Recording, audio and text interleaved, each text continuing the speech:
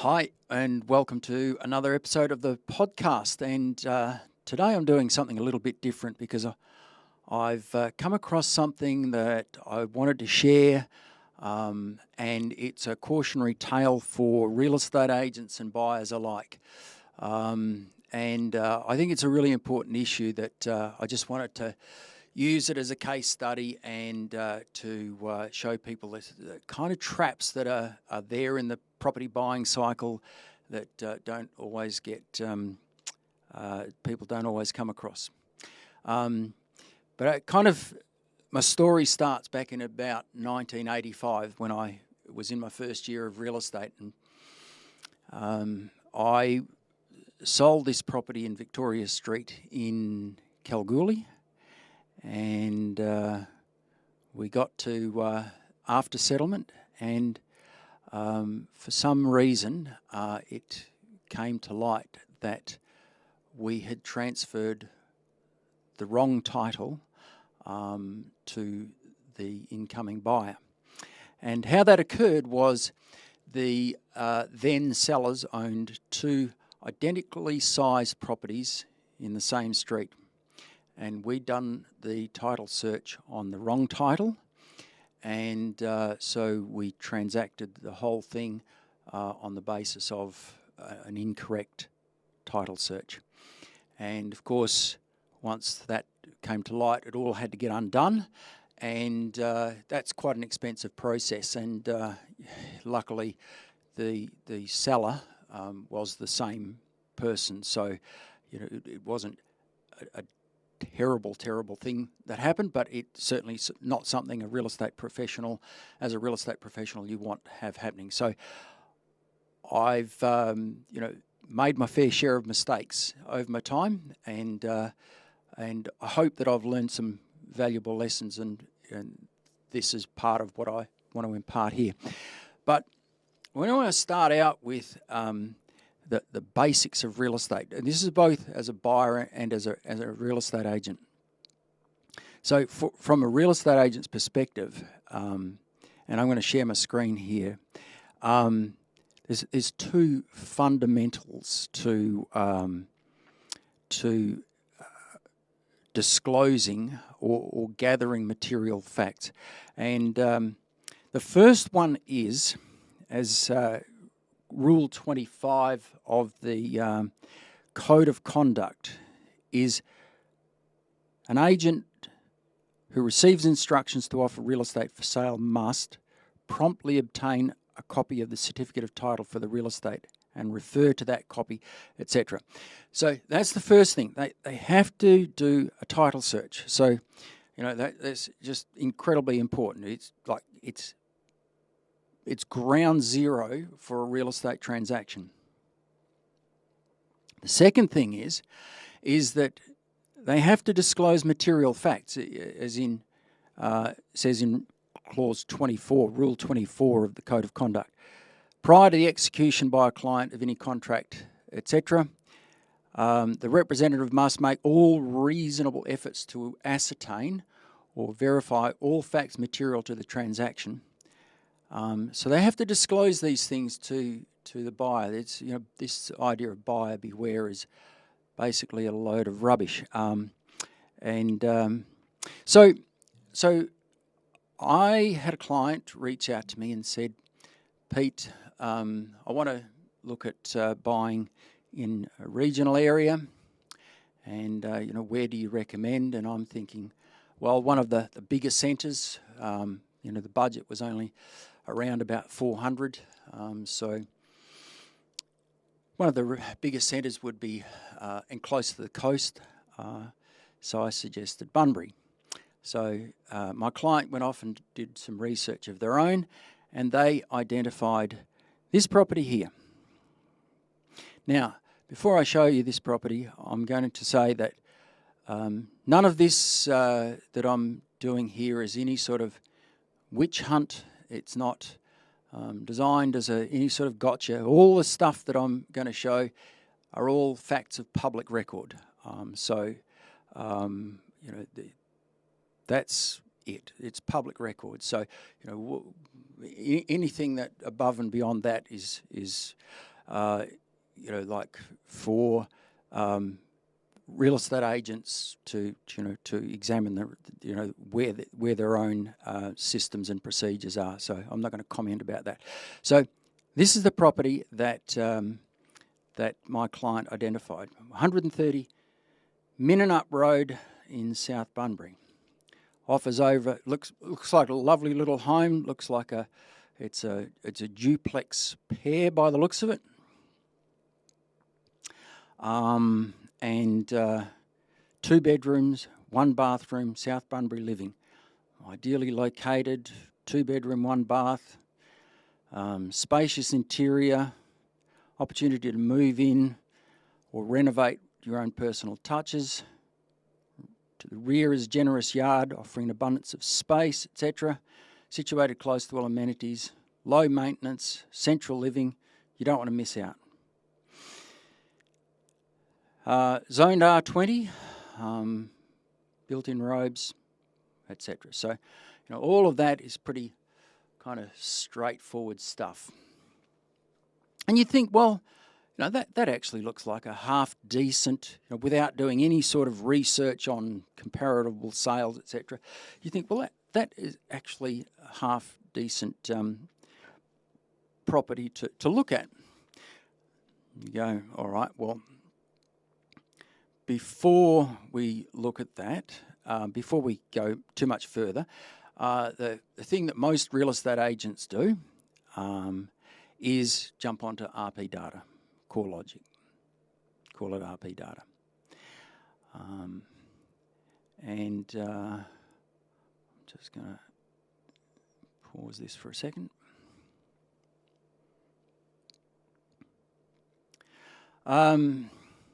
So first thing that a real estate agent would do is jump onto CoreLogic. And even when they're appraising a property, most real estate agents would jump onto RP data, CoreLogic, and check the place out. And as you can see here, it's got some photos, map of the property, and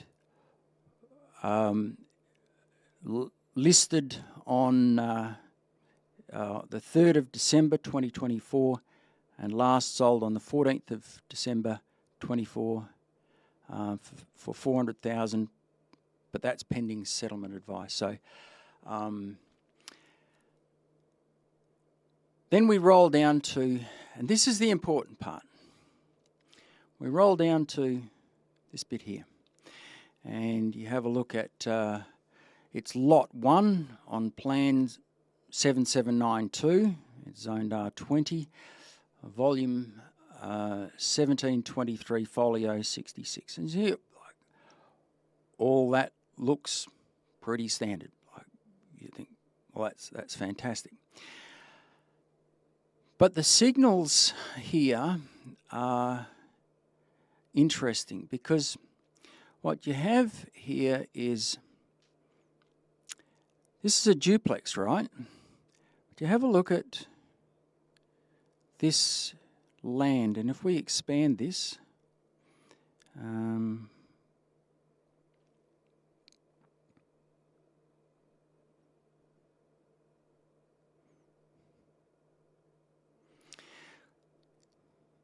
we expand this map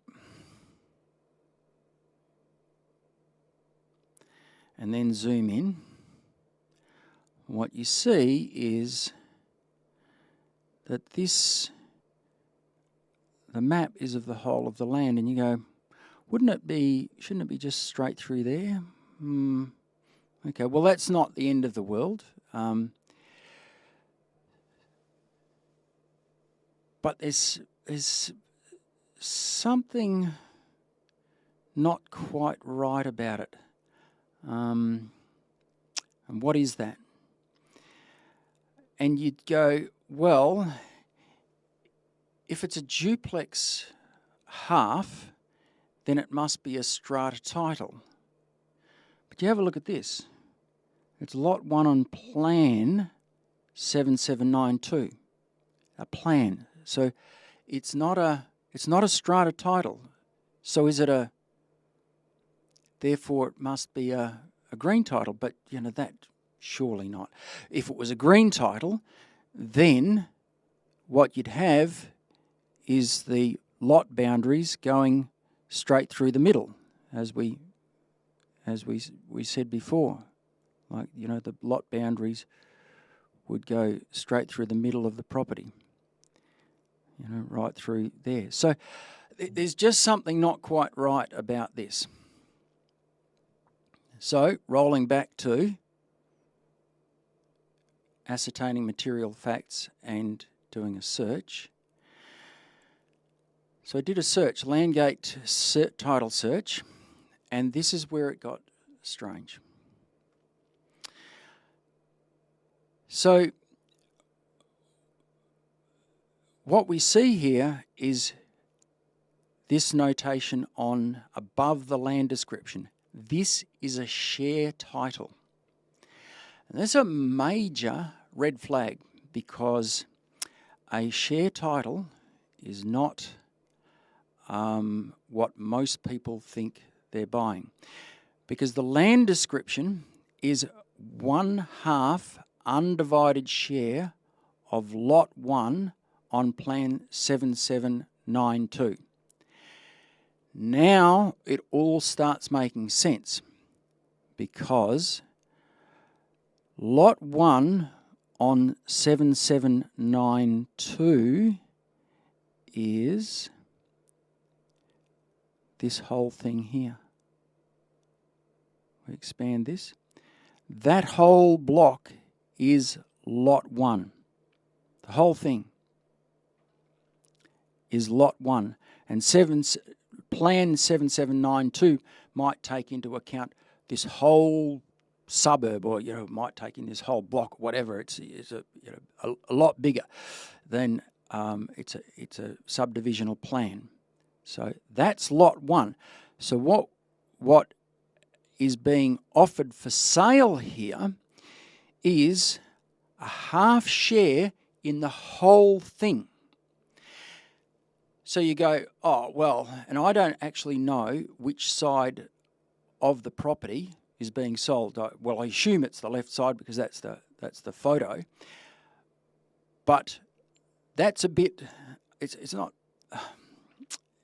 I'm not going to say deceiving, but that's not what you're buying. What you're buying is a half share in the whole thing. You're not buying, the photos suggest, and I'm not saying that it's the wrong thing. It's like the photos suggest that that's what you're buying here, but the title says that you're buying a half share in the whole of that Lot 1. Now, this is a massive problem, because if you want to go to a bank and get money, the bank is going to say, well, okay, we'll give us a look at the title, and they will want to know that if you default on your mortgage, then they can come along and repossess the property. But how are they going to repossess a half share? They can't. They just flat out can't. So the only option available to the seller is to sell it to somebody who's got cash, who's got $400,000 in the bank, and you just go, okay, well, we're just going to buy the whole thing, and well, that happens, but it's kind of a bit difficult. Now, what could have happened is, and this is the danger for real estate agents here, what could have happened here is the real estate agent, part of their standard operating systems, and I'm not saying this is what happened, this could happen, as part of their standard operating systems, they obtain a copy of the certificate of title. So, a sales administrator obtains a copy of this certificate of title, and it just gets put on the file. sales rep or the principal of the company doesn't even have a look at it. It just gets put on the file. And then when the offer and acceptance is filled in, they fill it in on the basis of what they saw on RP data. So they fill in Lot 1 on Plan 7792, Volume 303, Folio 44A, and they might actually get somebody with $400,000 cash in the bank, and they sign the contract, and then during the settlement process, a settlement agent would, and that is an absolute certainty, say to the buyer, did you realise this is a share title? And the buyer would go, no. And they'd go, well, it is. And the buyer would go, well, what does that mean? Well, you don't actually own any of the buildings on there. You don't have right to any particular part of the property. You're just a half owner of the whole thing. And they go, well, I want out of the deal. And, well, there ain't no way out of the deal. It's a cash deal. So it is it's a real danger that, crisis averted. There's no, no damage done. But it does call into question the other part of the Code of Conduct, which requires a real estate agent to do an appraisal on the property and to offer an opinion on the fair market value of the property. Well, okay, that's reasonably easy to do if it was a strata title, or if it was a green title. That'd be reasonably easy to do, but it's not. This is a share title. How do you appraise that? Because in my close to 40 years of property, I don't think I've never seen a title like this, and I think I've only I know there are purple titles or share titles in a block of units in Perth on the Esplanade, I believe. So they do exist, but you don't usually expect to come across them in a suburb like this. So getting comparable sales of share titles is almost impossible. So how do you put a valuation on this? How do you put an appraisal price on this? It's very, very difficult. So the key point here is just before I say that, this is the other side of the one undivided share, and I'm sharing this because all of these things are public records. Like anyone can do a search and find out all of the stuff that I've put on the screen here. That's the other side of the one out of two undivided shares. So the key point here is it is absolutely essential that a real estate agent, a professional, every real estate agent and sales representative, the first thing they do is do a title search and read it. Don't just do the title search, put it in the file, read it and understand what's on it, because that's what you're selling. You're not selling the bricks and mortar and the stainless steel appliances and stone bench tops and spacious living areas and the cute backyard.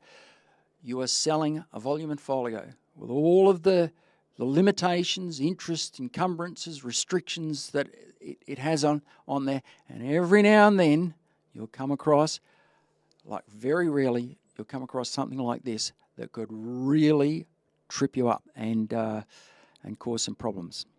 So I hope this has been helpful. If you have any stories of your own, I'd love to hear them. I love these stories because they are really, they provide us with some, the salt and pepper of real estate, shall we say. It makes real estate interesting. So hope this has been of help. And until next time, this has been Peter Fletcher on the WA Property Q&A podcast.